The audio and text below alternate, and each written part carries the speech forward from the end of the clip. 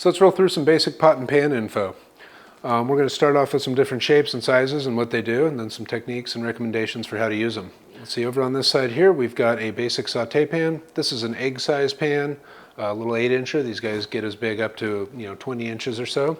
Sauté pans are used for anything you're cooking over high heat in small amounts of oil, things you want to flip, just get a good sear on.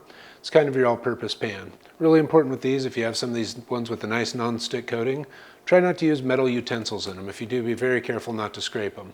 Not only does it get whatever you scrape off into your food, but it does damage your pan and wear out that non-stick coating.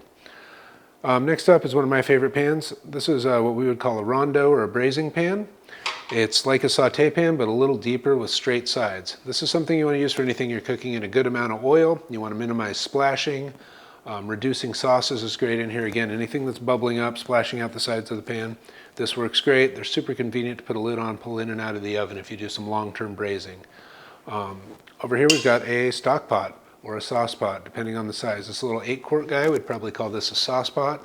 They range all the way up to a giant 60-quart stock pot like we use at the restaurants. These are used for your soups, your stocks, your broths, anything you're simmering for a long time. Allows you to have some open space over the top of the food that you're cooking, and again, minimize things splashing over. You also have your basic sheet tray. Again, they come in many different sizes, whether they're home sizes or the ones we use in the restaurant. Really important with these, use some parchment paper. Makes cleanup easy, helps things not stick, keeps your pans alive for a long time. If you're going out looking for some of this stuff to buy, there's a bunch of really fancy, expensive stuff on the shelves at the stores. Find a restaurant supply store in your town. They've got things that are cheaper than what you're going to buy in the store that are built to take the abuse of a professional restaurant kitchen. If you can go that route, I always would. They're not as shiny, they're not as pretty, but they're going to last for the long haul.